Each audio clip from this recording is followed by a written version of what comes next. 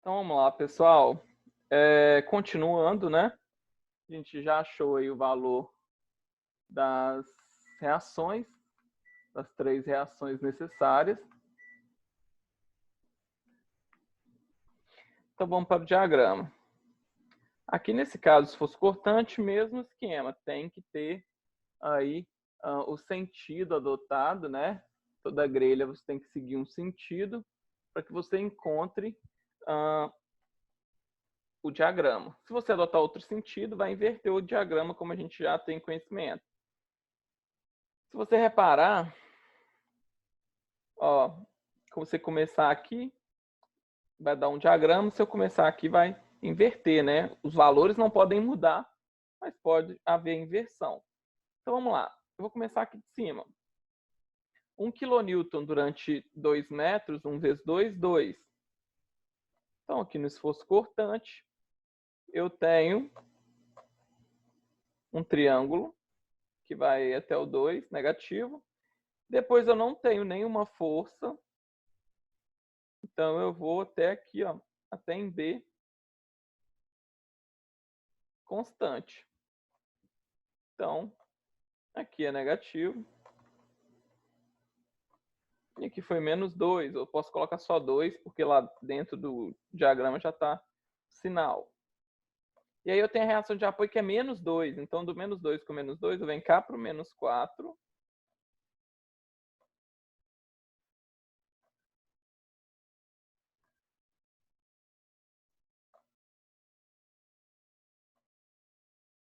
Vem cá para o menos 4. E aí venho até... Vamos fazer um desenho um pouco menor para ficar mais fácil.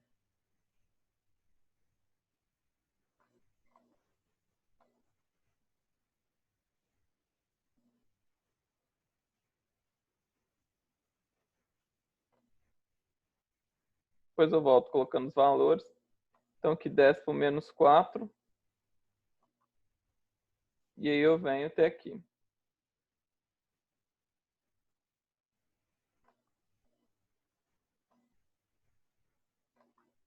Seria isso aí. Então, negativo. Aqui também negativo. Aqui é 2 negativo. Aqui menos 4. Beleza. Aí vamos começar aqui então, essa reta. O VA vale 3,75, então vou subir 3,75. Vou vir até esse ponto. Agora, importante, essa reta aqui, ó, ela é paralela a essa e tem o mesmo sentido. Então, esse menos 4 que está aqui, ele vai começar aqui também no menos 4. Né? Porque eu adotei da esquerda para a direita e aqui, ó, nesse cruzamento aqui, ó, eu também vou vir da esquerda para a direita. Então, eu tenho que pensar no meu valor, né? A gente analisar aqui, ó, 3,75, você viu que tem uma descontinuidade. E foi lá para o 2,25. De onde saiu isso? De onde saiu?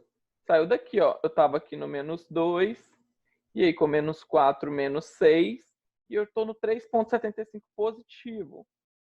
Então, ó, mais aqui,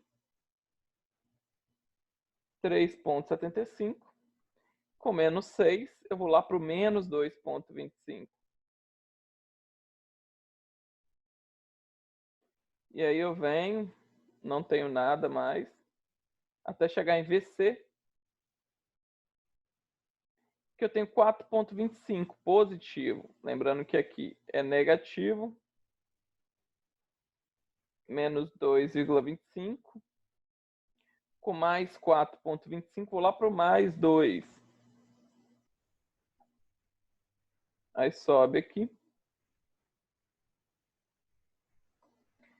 E aí vem até aqui embaixo, onde o 2 é zerado. Percebam que essa reta aqui é paralela. Então, se eu fizer o mesmo sentido, eu vou ter 2 aqui. Vem até cá no final. onde eu tenho 2 zerado. Então, 2 positivo, aqui o mesmo caso, mais e mais. No momento, são as áreas. Então, a gente tem que prestar atenção aqui, ó, que o momento negativo é para cima. Então, primeiro começa com a parábola, depois vira reta. Então, vamos lá. Que parábola é essa? Esse triângulo aqui, ó, que tem 2 metros aqui de carga distribuída. Então, vamos lá. Esse trechinho aqui vale 2 metros. Menos 2 vezes 2, menos 4, dividido por 2, menos 2. Então, o primeiro trecho de parábola vai até o 2 negativo. Então,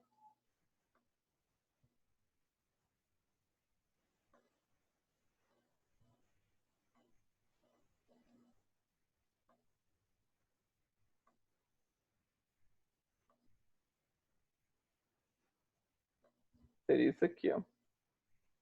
Depois eu tenho um retângulo. Menos 2 vezes 2 vai dar menos 4. Com o menos 2 que eu já tenho ali, vai lá para o menos 6.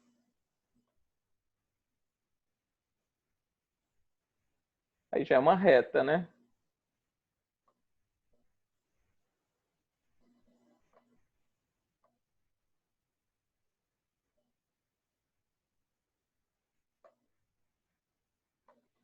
Isso aqui é negativo. Menos 2. Menos 6. E aí depois, eu tenho aqui, ó, que vai ser um triângulo. Lembrando que triângulo negativo também para cima. A gente vai fazer menos 4 vezes 3, menos 12.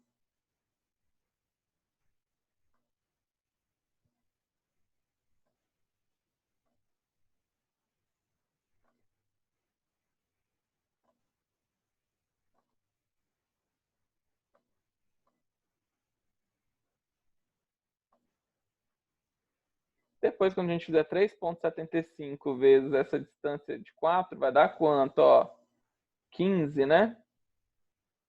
Então, vamos lá, ó, calc. Vai dar 3,75 vezes 4, 15. 15 positivo, então o triângulo vai ser para baixo.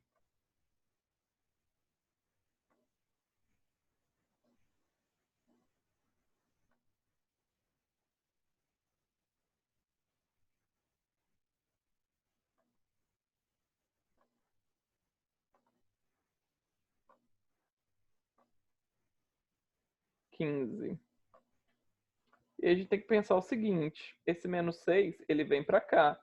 15 menos 6, 9. E aí 2,25 vezes 4, quanto dá? 9. Então, zera. Sai aqui do 9 e vem até aqui no 0.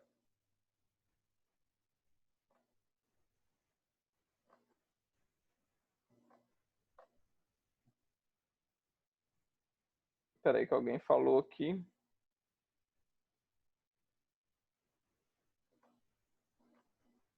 Esse 9 não é negativo, não?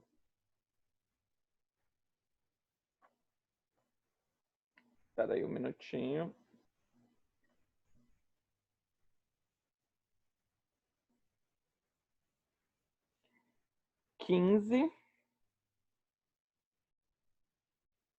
De onde saiu esse menos 9? Eu postei ele negativo? Não, postei positivo, isso mesmo. Da onde que saiu, Dara? Eu não entendi seu raciocínio. Você digitou aí 15 menos 9 menos 6.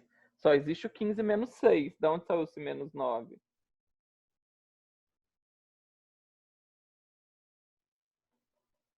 Ele dá 0 mesmo, aí zerou aqui, ó. Que é 0 mesmo. É isso mesmo a conta. O que eu fiz, Dara, foi, ó, essa área aqui, 3,75 vezes isso aqui dá 15 positivo. E aí depois eu tenho esse menos 6 que vem para cá. Então, 15 menos 6, 9. E aí, menos 2,25 vezes essa distância dá menos 9. Então, 9 menos 9, 0. Por que menos 2,25 vezes 9? Não existe essa conta. É menos 2,25 vezes 4, que é essa distância aqui, ó. Aí deu menos 9. E aí, como eu tinha 9 positivo, menos 9, 0. Entendeu, Dara? É menos 2,25 vezes essa distância, que são 4 metros. Então, ó, de novo, 3,75 vezes essa distância aqui, deu mais 15. Então, eu desci aqui. Esse menos 6 que está aqui em cima, ele vem para cá, com o menos 6, porque a gente está fazendo da esquerda para a direita. E aí, ó, 15 menos 6 vai para o 9 positivo. E aí eu tenho menos 2,25 vezes essa distância, que são 4 metros, dá menos 9. 9 positivo menos 9, 0. Por último, eu tenho essas figuras aqui, ó. 2 vezes 3, 6. E aqui também, 2 vezes 3, 6. Então, são triângulos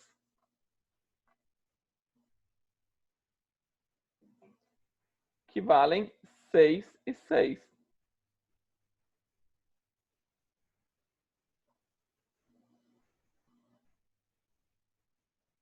Então, sai do 0, vem cá no 6.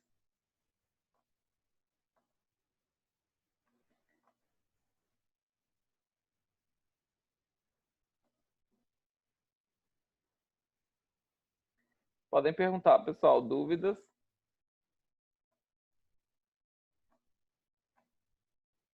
Antes da gente finalizar aí, façam as perguntas necessárias.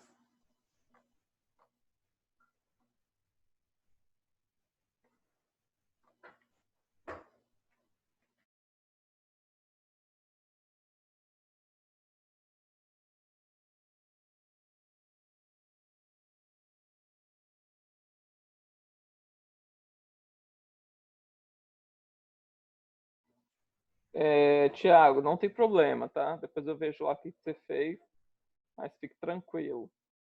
Então, Flávia, se fosse uma prova sem consulta, com certeza. Mas, tratando-se do trabalho, eu vou analisar, né? Mas pode ficar tranquila que eu não vou ser radical como numa prova. Sem problema, Flávia. Então, aqui, né, pessoal, mais alguém com alguma dúvida, alguma pergunta no trabalho?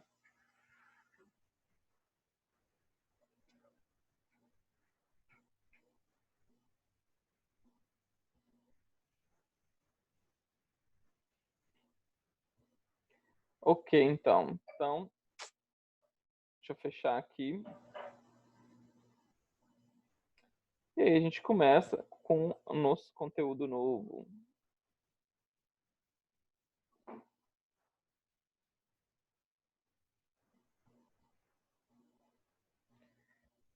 Que fala sobre teoremas dos trabalhos virtuais. Que é essa aula daqui. Opa, estou na semana errada. É na última semana, semana 8.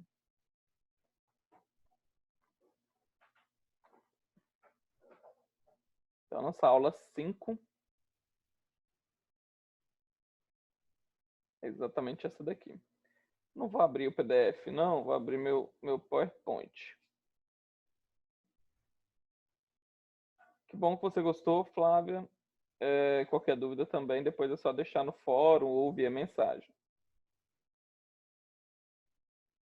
Só organizar isso daqui.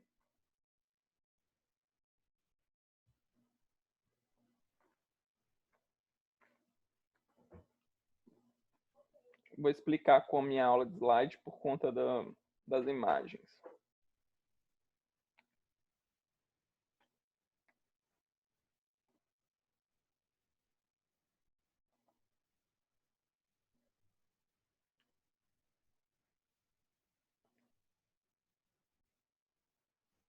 Vamos lá, pessoal. Vamos começar então com o nosso novo conteúdo. Eu postei para vocês lá em referência bibliográfica qual é o livro, né? E até coloquei o link lá para vocês baixarem. Um livro extremamente interessante do José Carlos Susequinde. Ele escreve Análise Estrutural 1, 2, 3. A coleção dele é fantástica, muito completa. Sugiro para todos aí uma leitura, é um livro de cabeceira. Então, sempre que... E lá no link que eu postei para vocês em referência bibliográfica, é um link que tem todos os 3 livros dele. Então, é uma maravilha. É só pegar os 3 livros. Esse livro é de cabeceira. Falou de análise estrutural. Todo mundo vai falar de José Carlos Susequinde. Qualquer concurso que você pegar aí, vai ser esse livro. Então, princípios de trabalhos virtuais. Nessa questão aqui dos princípios dos trabalhos virtuais, a gente volta lá na mecânica geral e resistência dos materiais. Quem não fez, não se preocupe, que tudo que precisar eu vou comentar. Mas o princípio dos trabalhos virtuais, ele começa lá na mecânica. Depois vocês expandem isso aí para resistência dos materiais. Por quê? Que lá na mecânica geral, vocês estudam, né, o que a gente chama de equilíbrio de um ponto material. Que seria isso aqui, quando a gente tem diversas forças atuando em um corpo. Para esse corpo estar em equilíbrio, a somatória de forças em X tem que dar 0, para ser um equilíbrio de translação em X. Somatória de forças em Y é igual a 0, para ser um equilíbrio de translação em Y. E a somatória de momentos, quando é um corpo extenso, a somatória de momentos tem que ser 0 para ter um equilíbrio de rotação. Quando a gente está falando de ponto material, não tem equilíbrio aí no momento, porque é só um ponto. Existe aqui, então, um teorema de trabalho virtual, lá de Jean D'Alembert, introduziu na mecânica os conceitos de deslocamento e trabalho virtual. Então, vamos imaginar a seguinte situação. Eu tenho um ponto, chamado de ponto M, onde eu tenho diversas forças atuando. E aí, eu vou deslocar esse ponto M para esse ponto aqui, chamado de M1. Para fazer esse deslocamento desse ponto, eu preciso de uma força atuante. Então, o que eu falei é exatamente isso. Seja um ponto material M em equilíbrio, ou seja, somatória de forças igual a 0, né? A força resultante estudada lá na mecânica igual a 0. Então, o que eu falei anteriormente naquela imagem é o que está escrito aí. Um ponto M em equilíbrio submetido a um conjunto de forças, lá tinha várias forças, P1, P2, P3 e assim sucessivamente, em que a resultante dessas forças é nula. Agora imagina a seguinte situação. Esse ponto se desloca sem a introdução de uma nova força. Isso é, mantendo a resultante 0. Ou seja, eu tenho todas as forças aqui, cuja resultante dá 0, e eu vou deslocar esse ponto, só que agora sem a aplicação de uma força. E esse deslocamento está sendo representado por uma letra grega conhecida como delta. Né? O delta que vocês geralmente veem é o delta maiúsculo, que é aquele triângulo, só que esse aí é o delta minúsculo, chamado de deltinha, tipo um 8. Esse deslocamento não pode ser atribuído a nenhuma causa física real. Por quê? Porque para ter um deslocamento físico real, eu tenho que ter uma força aplicada que possibilite esse deslocamento. Ou seja, para eu deslocar esse ponto daqui para cá, eu tenho que ter uma força nesse sentido aqui, ó, esquerda para direita, deslocando o ponto. Então, o que o texto aqui ele diz? Que imagina a situação que eu tenho um ponto material com diversas forças, um deslocamento sendo produzido sem a adição de nenhuma outra força.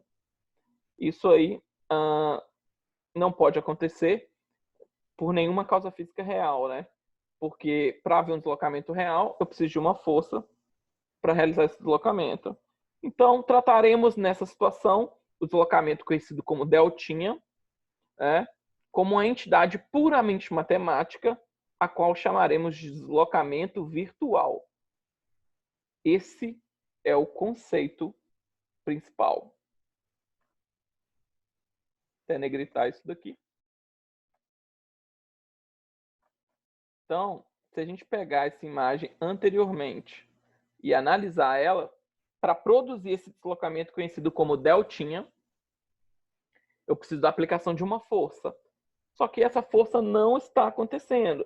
A somatória dessas forças aqui deu 0. Então, para deslocar esse ponto de M para M1 e acontecer deslocamento deltinha, eu tenho que imaginar esse deslocamento como uma entidade puramente matemática, conhecida como deslocamento virtual. Por que virtual? Porque para existir o deslocamento real, eu preciso daquela força que eu mencionei. Então, eu preciso de uma força, né, diferente de zero para deslocar. Então, por isso é um deslocamento conhecido como deslocamento virtual. Lá na física, vocês estudam uma grandeza chamada de trabalho, certo? Trabalho, quem realiza trabalho? A força. Então, o trabalho de uma força. Então, lá na física, vocês estudam que o trabalho de uma força é o valor da força vezes a distância do deslocamento. Então, por exemplo, se eu tenho uma força de 50 newtons empurrando um corpo para a direita durante 3 metros, eu multiplico força vezes distância, eu sei o trabalho dessa força. Que nada mais é do que a quantidade de energia que eu preciso inserir nesse corpo para deslocar. Esse é o conceito de trabalho. Então, se a gente for ilustrar isso, seria mais ou menos isso daqui, ó. Lá na física. Para pegar um bloco desse aqui e deslocar ele, eu preciso aplicar uma força diferente de zero, que vai produzir um deslocamento. Vamos supor que se desloque aqui na horizontal. E aí, se uma força, por exemplo, de 20 newtons for aplicada e deslocar esse corpo aqui 2 metros, qual é o trabalho realizado por essa força? 40 newtons, né? Perdão, 40 joules. Que nada mais é do que a força vezes distância, né? Então, 20 newtons vezes 2 metros, 40 joules, que é a unidade de medida do trabalho. Qual que é o conceito de trabalho? É a quantidade de energia que eu preciso fornecer para um corpo para que esse corpo realize um determinado deslocamento. Neste caso, o trabalho foi um trabalho que motor.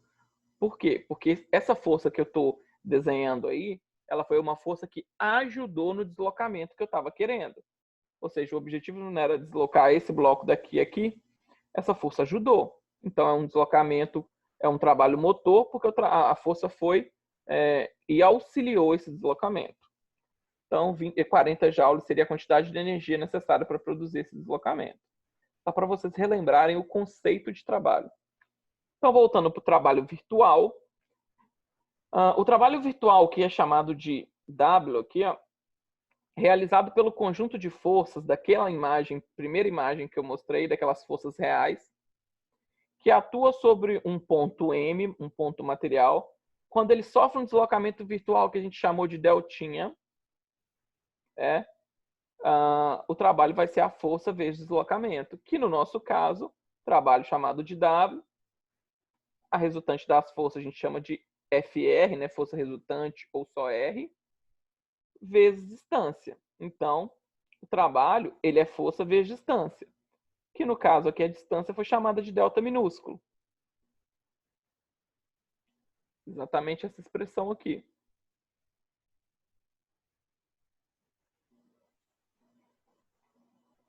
Então, o nosso trabalho W ele vai ser igual à força resultante, né, a resultante das forças reais que estavam atuando no ponto M, vezes o deslocamento.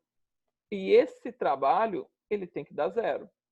Então, o que a gente pode dizer com isso? Que um ponto material em equilíbrio, cuja somatória de forças ou força resultante igual a zero, o trabalho virtual realizado pelo sistema de forças reais em equilíbrio que atua sobre o ponto, quando este sofre deslocamento virtual, é nulo. Então, é exatamente isso daqui, ó. Se eu pegar a resultante das forças, multiplicar pelo deslocamento, dá zero.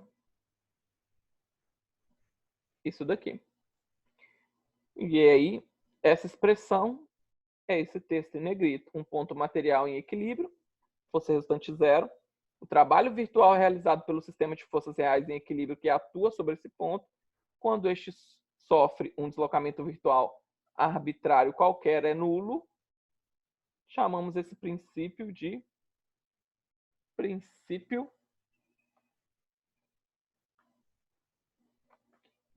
de Jean d'Alembert, que é o princípio que a gente está analisando, que é esse princípio de trabalhos virtuais. Vamos para as definições, duas definições muito importantes aqui para a gente. Corpo rígido, corpo elástico. O que é um corpo rígido? É aquele corpo que não tem deformação, né? A gente olhar uma explicação simples, seria aquele corpo que não há deformação. E um corpo elástico é aquele corpo que eu tenho deformação. E textualmente, como a gente explica isso? Corpos rígidos. Para um corpo rígido em equilíbrio, a soma algébrica dos trabalhos virtuais de todas as forças reais é nula. Ou seja, se eu pegar cada força daquela, multiplicar pela distância, vai me dar o trabalho. E a soma desses trabalhos é nula para todo deslocamento virtual arbitrário, compatível com o vínculo do corpo que lhe imponhamos, né? Corpos elásticos. Para um corpo elástico que atingiu sua configuração de equilíbrio, o trabalho virtual, todas as forças externas que sobre ele atuam, é igual ao trabalho virtual das forças internas. Esforços simples, nele atuantes para todo deslocamento virtual arbitrário compatíveis com os vínculos do corpo. E a gente vai entender isso, a diferença de um corpo rígido e um corpo elástico, adiante. Jaiane quer perguntar alguma coisa? Não, né? Acho que ela desativou o áudio aí. Então, vamos entender isso daqui. Cálculo de deformações, a atuação de carregamento externo, chamado de fórmula de Mohr. Lá na resistência dos materiais, existe o círculo de Mohr. Aqui é fórmula de Mohr. São coisas distintas. Então, eu tenho aqui um arco. Se eu aplicar forças nesse arco, esse arco vai ter a deformação. Ou seja, esse arco que está aqui em linha contínua, depois de eu aplicar diversas forças, ele vai se deformar e ficar igual essa linha tracejada. O mesmo acontece nesse arco aqui que eu apliquei somente uma força e aí também houve a deformação da barra. Então, para uma estrutura qualquer submetida a um carregamento, em se tratando de um corpo elástico, ou seja, esse conceito aqui, ó, não é um corpo rígido, porque o corpo rígido sem deformação. Corpo elástico, ele se deformará devido à ação das cargas, adquirindo esse formato tracejado. Então, se esse arco fosse um arco rígido, não haveria deformação. Em se tratando de um corpo elástico, eu vou ter essa configuração tracejada aqui, e aí eu vou ter a chamada deformação. E aí é evidente que duas seções vizinhas distantes a uma distância qualquer, chamada de ds, terão deformações relativas devido a esforços simples. Primeiramente, quais esforços? Momento, esforço normal, cortante, tá? Então, momento fletor, esforço normal, esforço cortante. Então, essas deformações atuantes são chamadas de D, que é a rotação relativa de duas seções distantes a uma distância ds.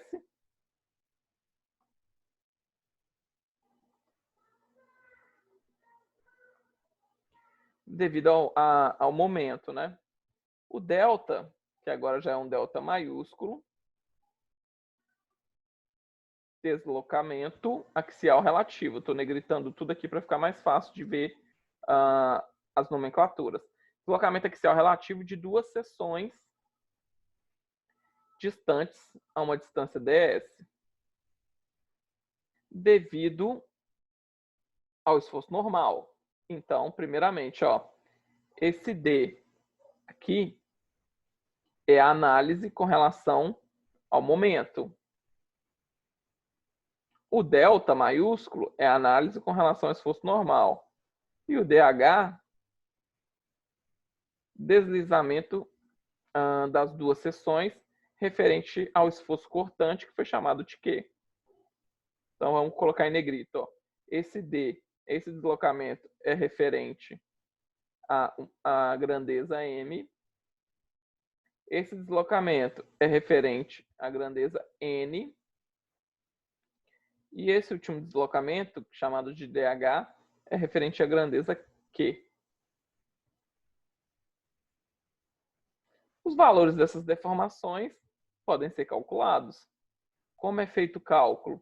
O cálculo dessas deformações é feito através dessas três expressões aqui, ó. Esse D aqui, ó, primeiro D, é em função do momento. Então, vai ser o momento vezes a distância, dividido pelo módulo de elasticidade, vezes a inércia. Então, esse é o módulo de elasticidade e J inércia, lá da mecânica geral, da resistência dos materiais. Esse delta DS vai ser o quê? O esforço normal vezes o deslocamento ds dividido pelo módulo de elasticidade vezes S. A gente vai ver quem é o S. E o DH, que é o deslizamento relativo em relação ao esforço Q, vai ser um fator X vezes esse esforço cortante Q vezes a distância dividido por G vezes S. Vamos descobrir quem são essas grandezas. Quem é a grandeza E da equação? É o módulo de elasticidade longitudinal do material. Também conhecido como módulo de Young na resistência dos materiais. Por exemplo, no aço, o módulo de elasticidade vale 200 gigapascal. Né? E aí cada material tem um módulo de elasticidade.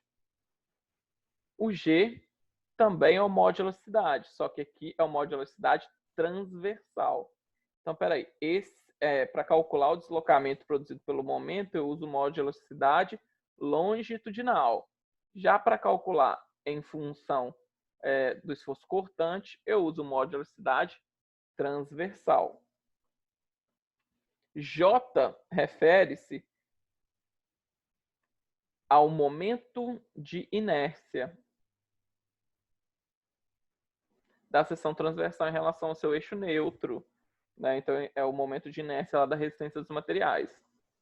S, o que foi chamado de S aqui, nada mais é do que a área da seção transversal. Então, por exemplo, se eu estiver falando de uma viga retangular, a área vai ser base vezes altura. Se eu estiver falando de um tirante circular, a área vai ser πr ao quadrado.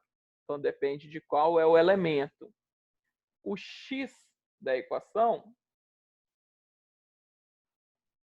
ele refere-se a um coeficiente qualquer de redução, que é um fator de minoração resultante da distribuição não uniforme, né? E aí a gente vai ter no exercício o valor de x. Então, o material ele tem um módulo de elasticidade longitudinal, o material vai ter um módulo de elasticidade transversal, a seção tem um momento de inércia, a seção tem uma área. Como calcula o momento de inércia de uma viga retangular, por exemplo, pessoal? Vamos ver quem lembra de resistência dos materiais. Quem lembrar aí pode comentar. Como calcula, pessoal, o momento de inércia? Agora que eu estou vendo aqui o chat, essas forças serão aplicadas na parte superior do ar. Pode ser superior, pode ser inferior, Thiago. Pode ser em qualquer ponto. É só para mostrar que uma força em um corpo elástico vai produzir deformação.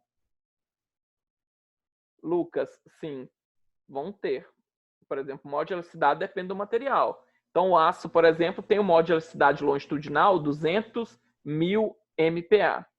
Entendeu? E aí vão ser dados. Cada material tem o seu módulo de elasticidade longitudinal, tem o seu módulo de elasticidade transversal. O momento de inércia, que é o J, ele é um momento de inércia da seção. Então, não depende do material. Depende do quê, pessoal? Da geometria da seção. E aí, o momento de inércia é estudado lá na mecânica geral ou na resistência dos materiais para vocês também. Como é calculado o momento de inércia? Aí depende da seção. Uma viga retangular, por exemplo, o momento de inércia dela é base vezes a altura ao cubo dividido por 12. Então, por exemplo, se eu estiver falando de uma viga, o momento de inércia é a base da viga vezes a altura ao cubo dividido por 12. E aí cada geometria tem o seu momento de inércia, sua fórmula de calcular o momento de inércia. Mas no seu devido momento eu lembro vocês aí de como calcular. O x é um fator que vai ser dado no exercício. No caso mais geral, que são as estruturas analisadas no espaço, a gente tem que acrescentar o trabalho virtual das forças internas. Então, até agora a gente falou dos trabalhos virtuais das forças externas. Qual que é o trabalho virtual das forças internas? Aquele do momento de torção. Então, essa grandeza aqui, ó, momento, esforço normal, esforço cortante, não é grandeza nova para vocês. São grandezas antigas. Vocês estudam momento, vocês estudam esforço normal, vocês estudam esforço cortante, tá? Mas as estruturas no espaço também tem que avaliar essa questão interna, que vai ser em função da torção. E aí, para calcular a torção, eu tenho uma integral da torção pelo deslocamento dividido por G vezes J. Quem é G? Módulo de elasticidade transversal. Depende do material. JT vai ser o momento de inércia, a torção da seção transversal. Gente, eu vou esperar e vocês voltam no link, tá?